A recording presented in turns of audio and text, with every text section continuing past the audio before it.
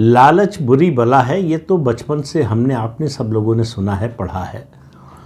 लेकिन लालच क्या क्या करवाती है? लालच खास तौर से ऐसे व्यक्ति में जो उस चीज़ को डिज़र्व न करता हो और मिल जाए, तो फिर उसके लालच की कोई सीमा नहीं रह जाती। सीमा के अंदर जो लालच है वो किसी तरह से चल जाता है।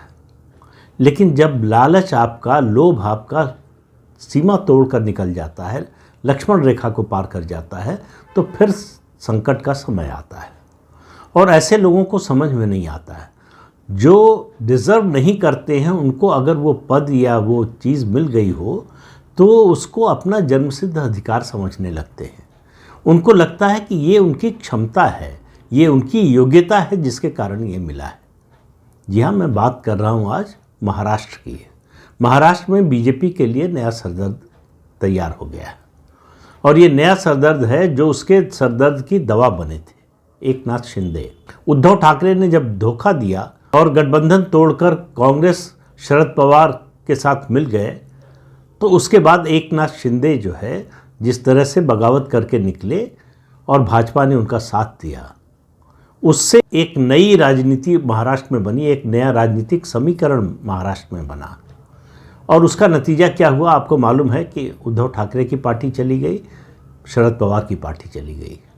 लोकसभा में ये जो उनके दिए की लौ थी वो लपलपाई और लगा कि बहुत तेज़ जलने लगी है। लेकिन विधानसभा चुनाव में महाराष्ट्र के मतदाताओं ने उस दिए को बुझा दिया।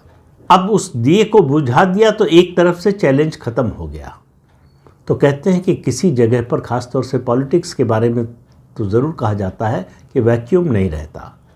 अब उस चुनौती की जगह को भरने के लिए एकनाथ शिंदे सामने आ गए। एकनाथ शिंदे को मुख्यमंत्री बनाया था बीजेपी ने। 288 की विधानसभा में 40 विधायक थे, उस पार्टी के नेता को बीजेपी ने मुख्यमंत्री बना दिया। और 115 सीटें लेकर बीजेपी ने अपने नेता को डिप्टी सीएम बनाया। लेकिन एकनाथ शिंदे को लगा कि डिप्टी सीएम बनना देवेंद्र फडणवीस डिजर्व करते थे और सीएम बनना मैं डिजर्व करता था। तो 2.5 साल सीएम रहे, लेकिन उससे संतुष्ट नहीं हुए। उनको ये दिखाई नहीं दिया कि चुनाव के बाद ये परिस्थिति बदलेगी ही।